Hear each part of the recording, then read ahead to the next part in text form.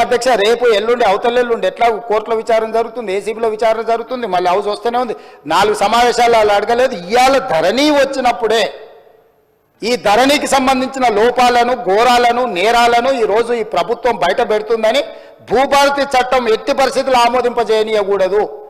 భూభారతి చట్టం ఆమోదించి forensic audit ఏదైతే మా ఉప ముఖ్యమంత్రి గారు, మా రెవెన్యూ శాఖ మంత్రి గారు డెఫినెట్గా ఈ మొత్తం ట్రాన్సాక్షన్స్ మీద ఫోరెన్సిక్ ఆడిట్ చేపట్టి ప్రభుత్వ భూములు అన్యాక్రాంతం ఎట్లయిపోయినాయి, ప్రైవేట్లో జరిగిన గోల్మాల్ ఏంటో నిగ్గు తెలుస్తామనే ఒక నిర్ణయానికి వచ్చి ఆ విషయాన్ని పసిగట్టి ఈరోజు సభ నడవకుండా సభలో ఆ చెత్త అంతా ఇది పరిస్థితి.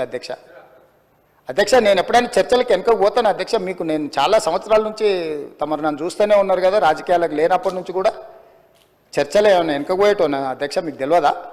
ఏదైనా విషయంలో వెనకడుగు వేసేది ఎప్పుడన్నా జరిగిందా అధ్యక్ష? అంటే ఈరోజు మీరు తప్పించుకోవడానికి, మీరు చేసిన నేరాలను కప్పిపుచ్చుకోవడానికి ఈ రకంగా సభను అవమానించి తమరిని కించపరిచే విధంగా మాట్లాడి సభా గౌరవాన్ని, ఆ కుర్చీ మర్యాదను మంటగలిపి చర్చనే జరగొద్దు, బిల్లే పాస్ కావద్దు, ఈ భూములు, ప్రజలు, రైతులు బాగుపడొద్దు అని ఒక కుట్రపూరితమైన, నేరాపూరితమైన ఆలోచనతోటి ఈరోజు వాళ్ళందరూ అట్లా ఆటవికంగా వ్యవహరించడాన్ని మమ్మల్ని వదిలేయండి అధ్యక్ష. మేము పాలకపక్షం, వాళ్ళు ప్రతిపక్షం ఉండొచ్చు. కమ్యూనిస్టు సోదరులు ఎప్పుడు కూడా మీరు గతంలో కూడా చూడండి, ఎప్పుడు కూడా చాడ వెంకటరెడ్డి గారు ఉండొచ్చు, లేకపోతే నోముల నరసింహయ్య గారు ఉండొచ్చు, లేకపోతే అంతకంటే ముందు వెనక్కి వెళ్ళిన వాళ్ళు ఎప్పుడు కూడా ప్రభుత్వం ప్రతిపక్షానికి పాలకపక్షానికి చర్చలలో ఒక డెడ్ లాక్ వస్తే, అంటే ఒక ఏమంటారు ఎక్కడిదక్కడ ఆగిపోతే వాటిని సమన్వయం చేసి చర్చలకు ముందుకు తీసుకెళ్లారు అధ్యక్ష.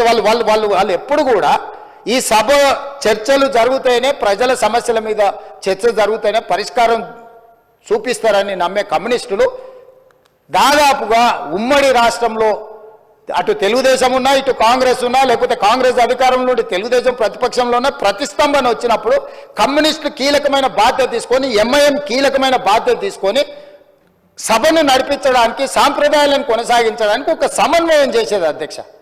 ఇవాళ ఏదీ లేదు అధ్యక్ష, ఎవ్వరు మాట వినడం లేదు. వాళ్ళేం ఎంఐఎంఆర్ లేకపోతే బీజేపీ ఆర్ కమ్యూనిస్టులు మా పార్టీ క్రియాశీలక సభ్యులేం కాదు అధ్యక్ష.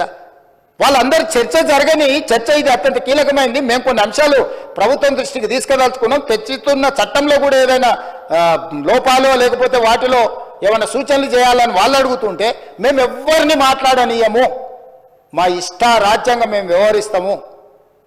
ఇది తెలంగాణకు గౌరవము తెచ్చిపెట్టదు అధ్యక్ష. ఈ సభలో అట్లా వ్యవహరించే వాళ్ళ పట్ల తమరు నిశితంగా ఆలోచన చేసి ఒక మంచి నిర్ణయం తీసుకోవాల్సిన సమయం వచ్చేసింది అధ్యక్ష. 1 సంవత్సరం పూర్తి అయిపోయింది. ఇంకా మనం చిల్లర మల్లర వేషాలు వేసుకుంటా 10 సంవత్సరాలలో 100 సంవత్సరాలకు కావాల్సినంత దోసుకొని విధ్వంసం చేసి చర్చనే జరగొద్దు, చట్టమే మారొద్దు, చట్టం మా ఇష్ట ప్రకారమే నడవాలి, మీ ఇష్ట ప్రకారం వద్దు అని 23 డిసెంబర్లో అధికారం కోల్పోయారు. 24 మే జూన్లో డిపాజిట్లు కోల్పోయారు. 24 డిసెంబర్లో మీరు మెదడు కూడా కోల్పోయినట్టుగా అనిపిస్తుంది అధ్యక్ష నాకు. కాబట్టి ఇట్లాంటి వ్యవహారాలను తమరు కొంచెం గట్టిగా అప్పుడప్పుడు మీరు కూడా కొంచెం కొరడా జల్పించాల్సిన పరిస్థితులు వచ్చినట్టు నాకు అనిపిస్తుంది అధ్యక్ష.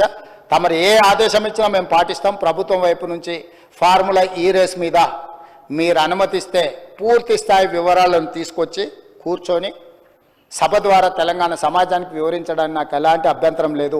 వారు ప్రదర్శిస్తున్న ఫోటో నాదే, ఆ పక్కల వాళ్ళు చూపించిన ఆయన FEO ప్రతినిధే. ఆ ప్రతినిధి వచ్చి నాకు చెప్పిన తర్వాతనే ఈ బండారం బయటపడ్డది. ఈ దోపిడీకి వేసిన దారి ట్రైపార్టీ అగ్రిమెంట్ నుంచి బైపార్టీ కావడం, బైపార్టీ అయిన అగ్రిమెంట్ ఎలక్షన్ కోడ్ వచ్చినా కూడా ఎవరికి చెప్పపెట్టకుండా ఒప్పందాలు లేకుంటేనే కోట్ల రూపాయలు దేశాన్ని దాటి తరలించడం, ఆ తర్వాత ఒప్పందాలు చేసుకోవడం, ఆ తర్వాత మిగతా సొమ్మును కూడా లాగడానికి వాళ్ళు ప్రయత్నం చేయడం, ఇవన్నీ వేగంగా ఒకదాని వెనకాల ఒకటి జరిగినాయి అధ్యక్ష. ఎవరికి ఎలాంటి అనుమానం లేదు. FEO ప్రతినిధులు నన్ను కలిసిండ్రు, నన్ను కలిసి వాళ్ళ భాగవతం చెప్పినాకనే నేను దాన్ని కనిపెట్టి అధికారుల నుంచి సమాచారం సేకరించి విచారణకు ఆదేశించిన, విచారణలో ఏ విధంగా ముందుకు వెళ్లాలనో కూడా మేము అందరితో చర్చించి న్యాయ నిపుణులతో చర్చించి ఒక నిర్ణయం తీసుకున్నాం. ఆ నిర్ణయం మేరకే గవర్నర్ గారికి లేఖ రాసినాం. గవర్నర్ గారు కూడా న్యాయ నిపుణులను సంప్రదించిన తర్వాతే విచారణకు అనుమతి ఇచ్చిండ్రు.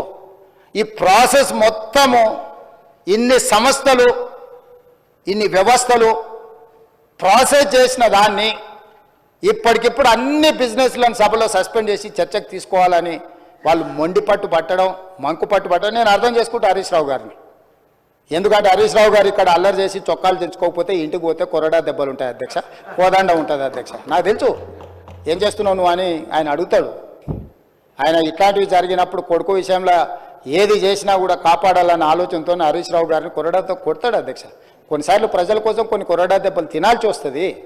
నువ్వు మరీ శీలాన్ని నిరూపించుకోవడానికి, లేకపోతే నేను బాగా వీరోచితంగా కొట్లాడినని, లేకపోతే నిన్న నువ్వు అడిగితేనే ఔటర్ రింగ్ రోడ్లో మేము వేసిన విచారణకు కావాలని నువ్వు తారక రామారావు గారిని ఇరికిచ్చినావు అని మీ కుటుంబంలో పంచాయతీ ఉండొచ్చు అధ్యక్ష. సహజంగా కుటుంబం అనే తర్వాత చిన్న చిన్న సమస్యలు ఉంటాయి అధ్యక్ష, మీకు తెలియదా?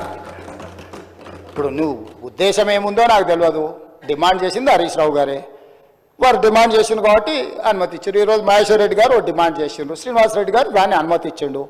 సీనియర్ సభ్యులు అడిగినప్పుడు వాళ్ళు అడిగిన దాంట్లో సహేతుకత ఉండి కొంత బలం ఉంటే వాళ్ళ వాదనలో కానీ విషయంలో కానీ ప్రభుత్వానికి ఏముంది అధ్యక్ష? నిన్న హరీష్ రావు గారు అడిగిన ఔటర్ రింగ్ రోడ్డు విచారణ అయినా, నేడు బీజేపీ పక్ష నాయకుడు ఏలేటి మహేశ్వర్ రెడ్డి గారు చేసిన డిమాండ్ అయినా సహేతుకమైందని ప్రభుత్వం భావించింది కాబట్టి విచారణలకు ఆదేశించింది. కాబట్టి దయచేసి ఈ సభ, నాకు రాష్ట్రపతి గారి కార్యక్రమం ఉన్నది, అక్కడ రాష్ట్రపతి గారి ప్రోగ్రాంకి వెళ్ళేది ఉన్నది అధ్యక్ష. ఈ సభను, ఈ బిల్లు ఒక అద్భుతం. ఇందులో ఏమైనా చిన్న చిన్న సూచనలు ఉన్నాయి, ఎగ్జిక్యూటివ్ ఆర్డర్స్లో ఏమైనా కావాలంటే కూడా మనం కరెక్షన్ చేసుకుందాం. ప్రభుత్వం ఓపెన్ మైండ్తో ఉన్న, ప్రభుత్వానికి ఎలాంటి హిడెన్ ఎజెండా లేదు. ఒక మంచి చట్టం తెస్తే మాకే పేరు వస్తుంది. ఎందుకంటే ఈ భూమితో ముడిపడి ఉన్న ప్రాంతం తెలంగాణ. ఈ భూమే సర్వం, ఈ భూమే తెలంగాణ సార్వభౌమాధికారాన్ని తెచ్చిపెట్టింది. ఈ భూమి కోసం అసూలు బాసిన వాళ్ళు ఉన్నారు, వాళ్ళందరూ కూడా న్యాయం చేయాలనేది సాదా బైనామాలు కావచ్చు, రెవెన్యూ రికార్డు కావచ్చు, లేకపోతే పోడు భూముల పట్టాలు కావచ్చు, లేకపోతే అసైన్మెంట్ పట్టాలు కావచ్చు, ఏదైనా భూమి రిలేటెడ్ ఇష్యూ. భూమి అంటే భూభారతి అని అంటే అది ఇందిరమ్మ కాంగ్రెస్ పార్టీ. ఎందుకంటే అసైన్మెంట్ భూములు ఇచ్చింది కానీ, పోడు భూముల పట్టాలు ఇచ్చింది కానీ, పేదలకు ఇండ్ల పట్టాలు ఇచ్చింది కానీ, ప్రతి వాడికి భూ పంపకాలు చేయడం ద్వారానే కాంగ్రెస్ పార్టీ ప్రజలలో ఈ రోజుకు 140 సంవత్సరాల నుంచి ఉన్న పార్టీ ఇంకా ప్రజలల్లో ప్రేమ అభిమానం ఉంది.